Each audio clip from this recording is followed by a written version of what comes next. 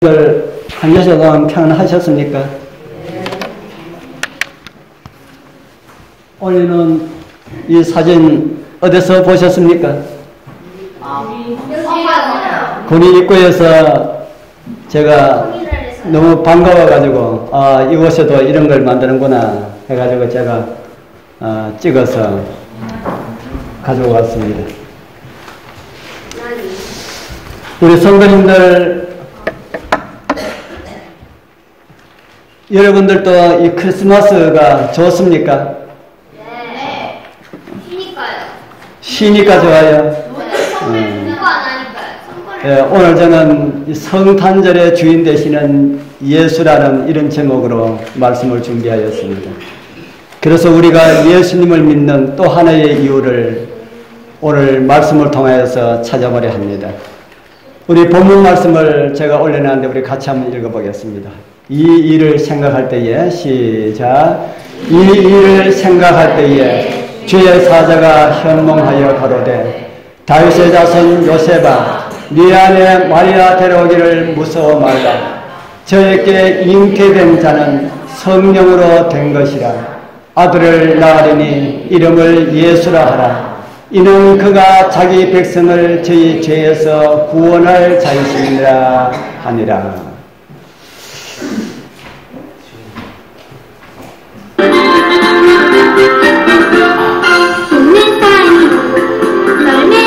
좋아요.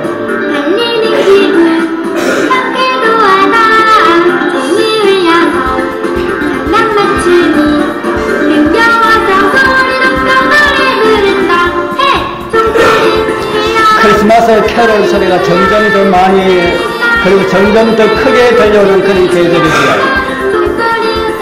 아까 크리스마스 왜 좋아하냐고 물을 때는 쉬기 때문에 좋다고 했는데 우리 어른들은 왜 좋아하십니까? 어른들은 크리스마스를 왜 좋아하십니까? 이제는 많이 알려진 바 되었지만은 크리스마스라고 하는 12월 25일은 예수님의 나신 날이 아닙니다. 예수님의 생일이 아니라 하는 것입니다. 옛날 로마 교회가 로마 교회를 받아들여서 국교를 했을 때에 콘스탄틴 황제가 기독교로 개종하면서 로마 나라에서 믿고 있었던 미트라 종교, 그 미트라 종교의 주신인 태양의 생일이 12월 25일입니다. 누구의 생일이 12월 25일이라고요? 누구의 생일? 태양신의 생일이 12월 25일이라 하는 겁니다. 쉬운 이해를 든다면 동기 때 해가 가장 짧잖아요. 그때는 해가 죽은 것으로 생각했습니다. 그래서 그때부터 해가 점점 커져서 12월 25일 되면은 그날 태양의 생일로 그들은 믿고 있었다 하는 겁니다. 그 태양신의 생일인 그 미트라 종교의 최고의 지도자인 로마 황제가 기독교에 개종하면서 여러 가지 수많은 미트라 종교의 의식들을 기독교로 가지고 들어왔습니다. 그 가운데 하나가 12월 25일 태양신의 생일을 가지고 예수님의 생일로 바꾼 것이다 하는 겁니다. 여러분들 크리스마스라고 하는 말이 무슨 말일까요? 나는 선물이 없는데 상도 없고 크리스마스라고 하는 말이 무슨 말인지 아는 사람? 몰라요. 모를 수밖에요. 안 들어봤으니까. 크리스마스의 크리스는 그리스도를 가리키는 말이고요. 미사는 미트라 종교에서 가지고 있었던 예배 의식인 미사를 가리키는 말입니다. 그래서 뭐하고가 합쳐졌어요? 예수님하고 미트라 종교가 합쳐진 그 말이 무슨 말이라고요? 크리스마스다 하는 겁니다. 그래서 여러분들이 미사라는 말을 사전에서 찾아보면은 예수님의 그 마지막 만찬을 기념하기 위해서 만들어진 것이다 그렇게 하는데 그거는 거짓말이에요. 미사가 기독교로 개종하면서 기독교의 의식으로 대체하면서 미트라 종교와 관련된 모든 내용들, 모든 역사들은 로마 나라에서 다 삭제를 했습니다. 왜 삭제를 했을까요? 그거 두면은 기독교에 가지고 오는 모든 의식들이 다 거짓이고 이방 종교의 유산이다라고 하는 것이 알려지기 때문에 그것을 다 없앴다 하는 겁니다. 그래서 12월 25일은 크리스마스라고 하는 이 말은 12월 25일과 아무런 관련이 없는 그런 말이고요. 더욱이 예수님의 생일과는 전혀 상관이 없는 그런 말이다 하는 겁니다. 그러나 그날 12월 25일이 예수님께서 오신 날은 아니지만은 그래도 중요할까요? 12월 25일은 예수님께서 오신 날은 아니지만은 그래도 참 중요한 날이다. 왜 중요한 날입니까? 예수님의 오심을 다시 한 번 더 생각할 수가 있는 날이기 때문에 참 좋은 날이다 하는 겁니다. 그래서 저희들은 그날이 예수님께서 오신 날은 아니지만은 주님께서 이 땅에 죄인을 구원하러 오셨다는 사실이 너무나 중요하고 감사한 일이기 때문에 추운 계절이지만은 주님의 오심을 깊이 생각하면서 감사하는 그런 날들로 보내게 되기를 소원합니다. 그러면은 예수님께서 태어나신 날은 언제일까요? 예수님께서 태어나신 날은 언제일까? 알 수가 있을까요? 없을까요? 예수님께서 태어나신 날은 언제일까? 요한복음 1장에 보면은 이런 말씀이 있습니다. 태초에 무엇이 계시니라고요? 태초에 말씀이 계시니라. 이 태초는 언제일까요? 지구가 만들기 전에, 우주가 창조되기 전에 아주 먼 옛날 모든 만물이 창조될 그때를 가지고 태초라고 합니다. 그 태초에 누가 계신다고 합니까? 태초에 말씀이 계시니라. 이 말씀이 누구일까? 요한복음 1장 14절은 이렇게 말씀을 합니다. 말씀이 무엇이 되었다고요? 말씀이 육신이 되어서 우리 가운데 가심에 우리가 그 영광을 보니 그 모습을 보니 아버지의 독생자의 영광이요 은혜와 진리가 충만하더라. 말씀이 육신이 되어 다른 말로 하면은 말씀이 사람 되어서 우리 가운데 가심에 이렇게 말씀을 하고 있습니다. 누구를 가리키는 말일까요?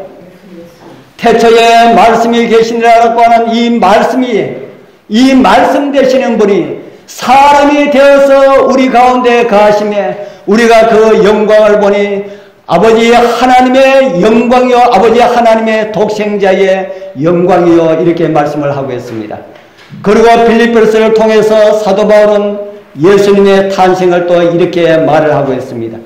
빌립보서 2장 6절에서 8절 우리 이 말씀을 우리 같이 한번 읽어보겠습니다. 그는 시작 그는 근본 하나님의 본체시나 하나님과 동등됨을 취할 것으로 여기지 아니하시고 오히려 자기를 비어 종의 형체를 가져 사람들과 같이 되었고 사람의 모양으로 나타나셨으며 자기를 낮추시고 죽기까지 복종하셨으니 그 십자가의 죽음이라. 아멘.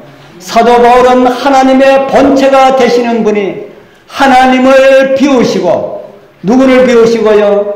하나님을 비우시고 누구와 같이 되셨다고요? 사람과 같이 되셨다. 그리고 어떻게 하셨다고 그럽니까? 십자가에 죽으셨다고 우리에게 가르쳐주고 있습니다. 그분이 십자가에서 왜 십자가에서 죽으셔야 하였는가? 왜 십자가에서 예수님께서 죽으셔야 하였는가? 우리는 죄가 있어서 죽어야 하지만은 하나님께서 하나님을 비우고 인간으로 오신 그분은 죽지 않아도 되었습니다. 왜냐하면 죄가 죽음을 가져오기 때문에 죄인 아닌 사람은 죽지 않아도 된다 하는 겁니다. 성경에 보면은 예수님께서 행하신 수많은 일들 가운데 인간이 행할 수가 없는 수많은 그런 일들을 하셨습니다. 그런 모든 것들은 그분이 하나님이시기 때문에 행한 것이 아닙니다. 죄 없으신 분이기 때문에 만물을 다스릴 수 있는 그런 능력이 있기 때문에 그분께서 행하실 수가 있다 하는 겁니다. 다른 말로 한다면은 저와 여러분들이 죄의 용서를 다 받고 하늘에 간다면은 누구처럼 살 수 있는 것을 보여주셨습니까? 누구처럼 살 수 있는 것을 보여주셨을까요? 예수님처럼 살 수 있는 것을 보여주셨습니다. 예수님께서 바다 위를 걸어가셨는데 저와 여러분들이 죄의 용서를 다 받고 하늘에 간다면은 바다 위를 걸을 수가 있을까요? 없을까요? 바다 위를 걸을 수가 있을까요? 없을까요? 왜 대답이 시원찮습니까? 누가 있다는 것을 보여주셨습니까? 죄 없으신 예수님께서 바다 위를 걸어가심으로 죄 없는 사람들은 이렇게 살아갈 수가 있다는 사실을 보여주셨습니다. 이런 분이 왜 죽어야 하였습니까? 죄 없는 분이 죽지 않고 바다 위를 걷고 죽은 사람을 살릴 수 있는 이런 능력을 가지신 분이 왜 죽어야 하였는가? 그 이유를 성경은 우리에게 이렇게 보여주고 있습니다. 고린도전서 15장 3절에 보면은 내가 받은 것을 먼저 너희에게 전하였노니 이는 성경대로 그리스도께서 우리 죄를 위하여 어떻게 하시고요?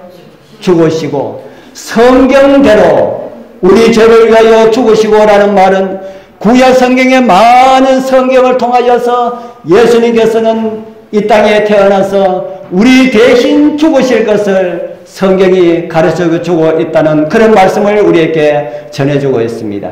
좀 더 자세하게 요한 1서는 우리에게 이런 말씀을 전해주고 있습니다.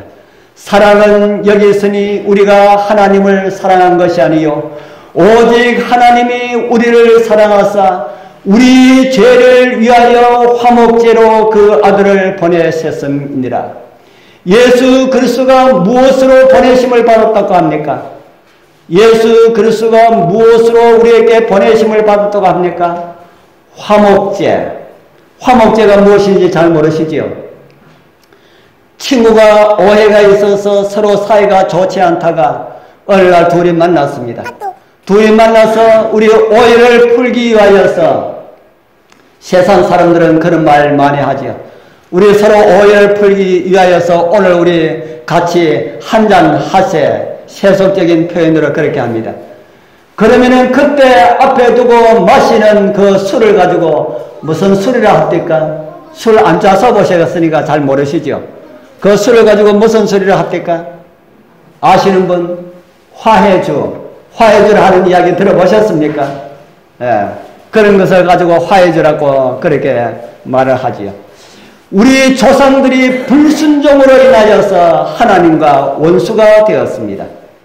조상들의 죄가 유전적으로 우리 모두를 죽은 생명으로 만들었다 하는 겁니다.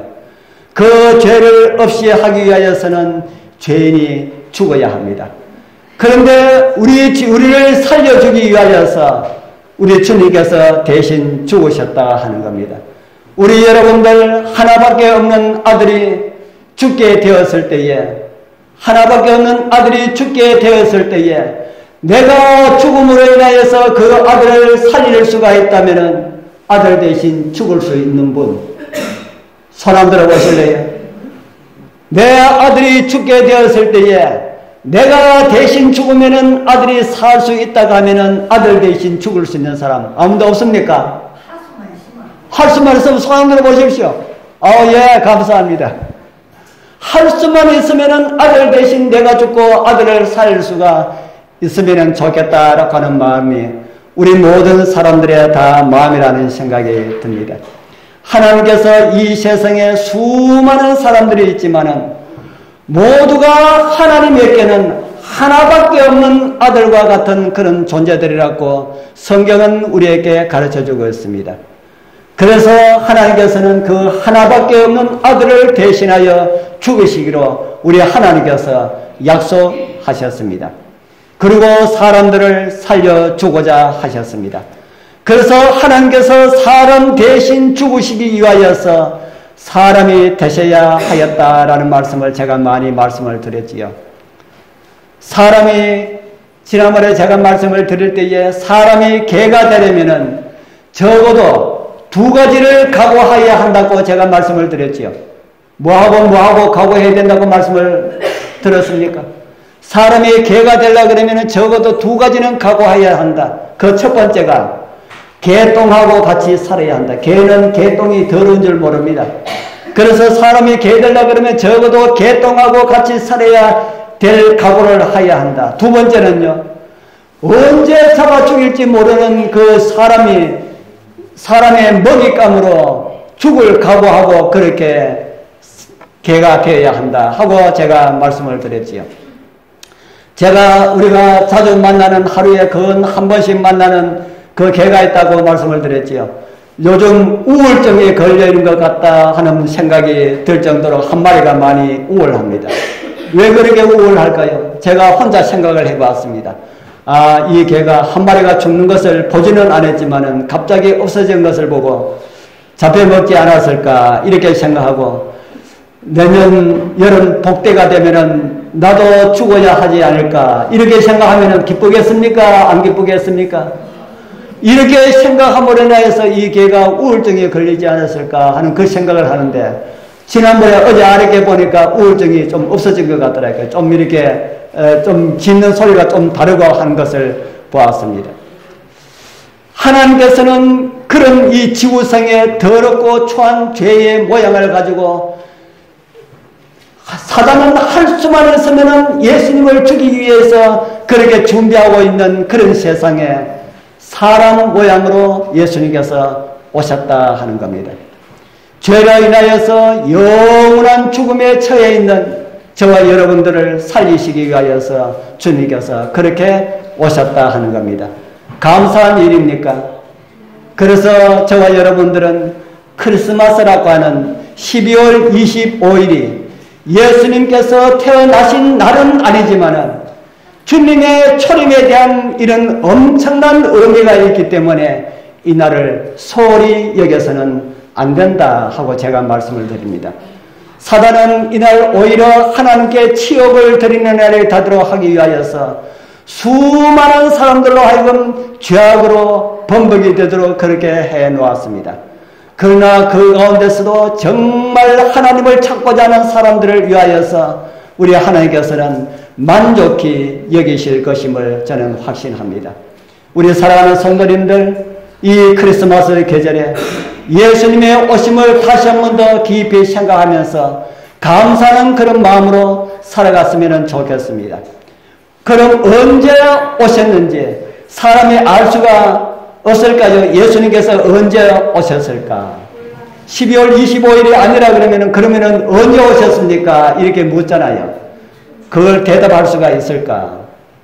정확한 날은 아무도 모른다 하는 것이 성경적인 답입니다. 그러나 그 날은 모르지만은 언제쯤이다라고 하는 것은 알 수가 있습니다. 그 증거들을 제가 몇 가지만 좀 보여드리고자 합니다. 제 첫 번째 증거입니다. 누가복음 2장 1절에서 3절에 보면은 이런 말씀이 있습니다. 이때는 어느 때를 가리키나 하면은 예수님께서 태어나실 때, 예수님께서 태어나실 그때가 언제임을 성경은 이렇게 우리에게 가르쳐 주겠습니다.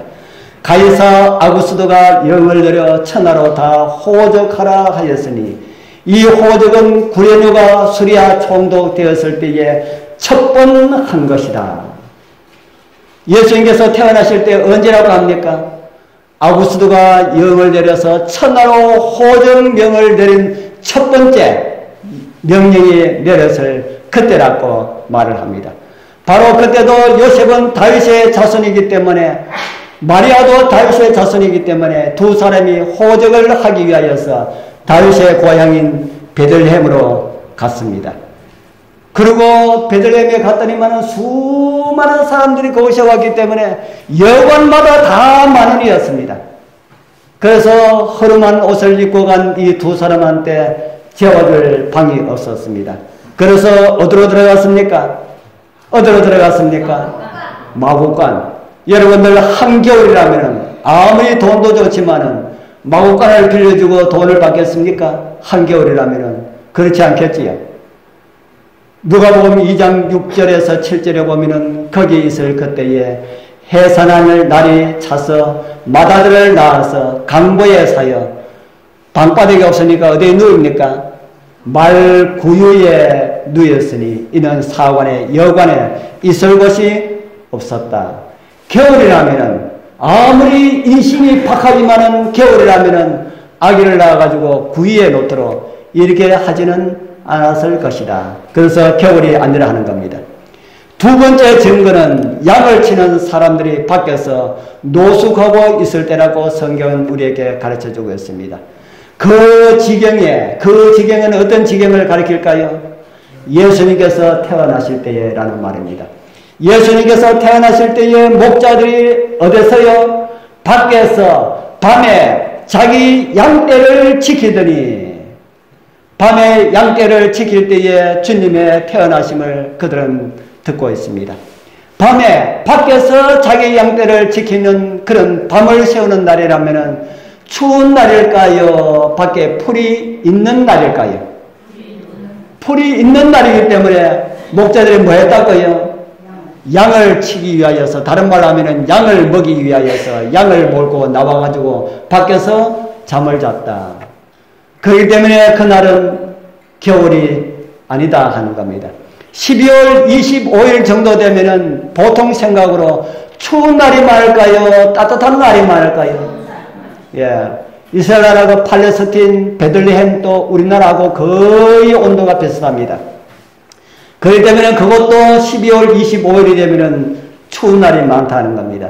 밖에 풀들이 있을까요? 없을까요? 예. 아주 양지 쪽에는 풀이 혹 있는지 모르지만은 양떼를 풀어놓고 양떼를 먹일 수만한 그런 풀은 없었다 하는 겁니다. 그렇기 때문에 그날은 겨울은 아니다 하는 것이죠.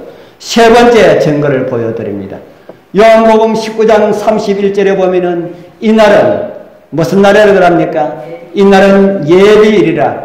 유대인들은 그 안식일이 큰 안식일이므로 그렇습니다. 이게 또 무슨 이야기일까요? 예수님께서 십자가에 달려 죽으시는 이야기를 우리에게 말해주고 있습니다. 그날이 어떤 날이라고 합니까? 예수님께서 십자가에 달려 죽으시는 그날이 유대인들은 그 안식일이 어떤 안식일이라고 합니까? 큰 날. 다른 말로 하면 큰 안식일이다. 여러분들 안식일 가운데서 큰 안식일이 있고 작은 안식일이 있습니까? 오늘 안식일은 큰 안식일일까요? 작은 안식일일까요? 안식일은 큰 안식일, 작은 안식일이 없습니다. 그런데 유대인들에게는 큰 안식일이 있었고 보통 안식일이 있었다 하는 겁니다. 왜 큰 안식일이 있었느냐 하면은 유대인들에게는 유월절이라고 하는 아주 큰 그런 명절이 있었습니다. 이스라엘 백성들을 애굽에서 빠져나올 때에 그 날을 유월절로 지켰습니다. 그런데 그 큰 유월절 날이 안식일하고 두 날이 포개질 수가 있습니까? 없습니까? 안식일하고 유월절하고 포개질 수가 있습니까? 없습니까? 우리나라의 공휴일 일요일이 설날하고 겹쳐질 수가 있습니까? 없습니까? 겹쳐질 수가 있지요. 바로 유월절하고 안식일이 포개지는 그날을 가지고 유대인들은 큰 안식일이었다. 그렇게 말을 하고 있습니다. 그러면은 큰 안식일, 예수님께서 십자가에 달려 죽으시는 그날이 큰 안식일이었으면은 예수님께서 몇 살까지 사셨습니까? 예수님 몇 살 사셨어요? 33년 6개월 사셨습니다. 그러면은 6월절에서 33년 6개월을 뒤로 쭉 물러가면은 예수님 나신 날 알 수가 있습니까? 없습니까? 정확한 날은 모르지만은 어느 쯤이다라고 하는 것은 알 수가 있다 이 말입니다. 6월절은 유대력으로 정월 14일이 6월절입니다. 유대력은 우리 태양력보다 약 3개월 뒤에 가고 있습니다. 그러니까 우리가 정확하게 알라 그러면은 그 날에다가 3개월을 더하면은 오늘 우리 태양력이 될 수가 있다는 겁니다. 그러면 태양력으로 하면은 정월 14일에서 3개월 더하면은 몇 월 정도 됩니까? 몇 월 달? 4월 14일 정도 되지요. 그래서 뭐 3년 6개월 빼버리고 그냥 6개월만 뒤로 물리면은 예수님 태어나신 날이 된다 하는 겁니다. 우리 3월달에서 6개월 뒤로 물리면은 몇 월달 됩니까? 3월달에서 2월, 1월, 12월 되면 몇 월? 11월, 10월, 그전에는 9월. 그러니까 예수님께서 태어나신 날이 정확하지는 않았지만은 몇 월달? 약 9월달 정도 되었을 것이다. 정확하겠습니까? 정확합니다. 9월 며칠인지는 알 수가 없지만은 정확하게 9월 아니면은 10월이었을 것이다 라고 하는 것이 성경을 깊이 사랑하는 사람들이 생각하고 있는 예수님께서 태어나신 날입니다. 그런데 왜 하필이면 예수님께서 태어나신 날을 성경에 기록 안 하고 감춰놨을까? 왜 그랬을까요? 태어나신 날을 알지 못해도 사람들이 정해가지고 뭐합니까? 예수님 태어나신 날 크리스마스를 이 세상에 어떤 사람들이 좋아할까요? 기독교인들도 좋아하지만은 안 믿는 사람들도 좋아할까요? 안 좋아할까요? 안 믿는 사람들이 더 좋아하는 것 같아요. 왜 더 좋아할까요? 왜 더 좋아할까요? 놀기 때문에. 그래서 오늘날 12월 25일이 전 세계적으로 가장 많은 죄악을 짓는 날이 12월 25일이라고 하는 말이 있습니다. 그런데 진짜로 예수님께서 생일을 드러내셨더라면 그날이 어떤 날이 될 뻔했습니까?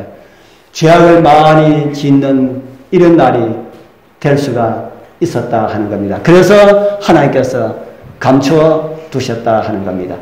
하나님께서 우리 죄를 위하여서 죽기까지 오셨다. 이런 사람을 주셨는데 용서받지 못할 사람이 있다면 억울하지 않을까요? 참 억울하겠지요. 1992년 7월 25일, 8월 9월까지 치루었던 스페인의 바르셀로나 올림픽, 여러분들 기억하시죠? 그 올림픽에 있었던 아주 감동적인 이야기를 제가 하나 올려드리겠습니다.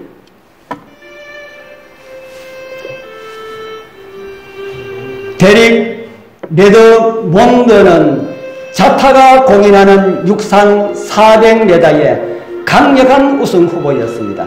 영국 국가대표 참가번호 5번.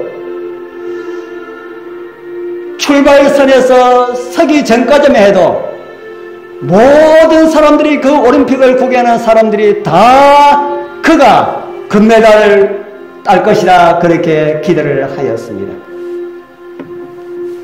그런데 출발했습니다. 출발 후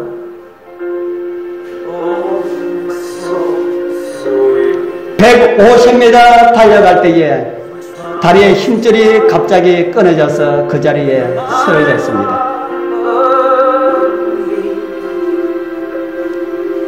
고통 속에서 레드몬드는 주저앉았습니다. 그래도 포기할 수가 없었습니다. 일어나서 달립니다. 또 달립니다. 달리지만은 끊어진 그 아픈 다리는 더 이상 달릴 수가 없었습니다. 또 주저앉았습니다. 다시 일어나서 달리는데 진행 요원들이 이제 그만 달리십시오. 그래도 됩니다. 그런데도 포기가 않고 달립니다. 개금질을 하면서 달립니다. 누가 봐도 다 금메달 후보감이었는데 이런 사고가 나서 얼마나 마음이 아플까요? 얼마나 울면서 달릴까요?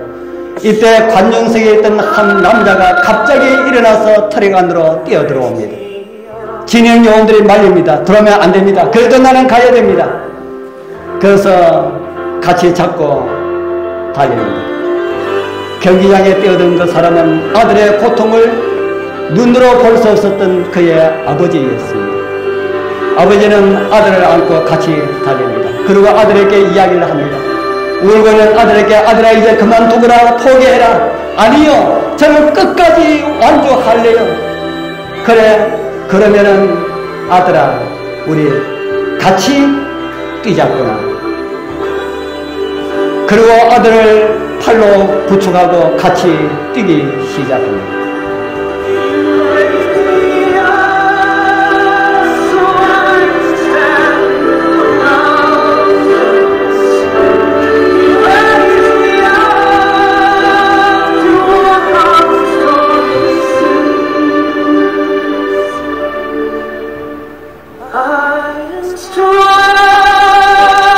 결승전까지 아들이 완주하도록 아버지는 도와주었습니다.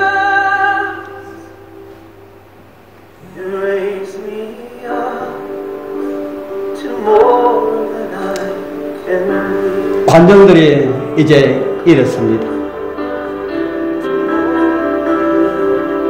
그곳에 모였던 수많은 관중들은 1등에 있는 사람한테 관심이 없고 오직 이 마지막까지 아픈 다리를 끌고 끝까지 완주하는 이 사람에게 일어나서 기립박수를 했다고 합니다.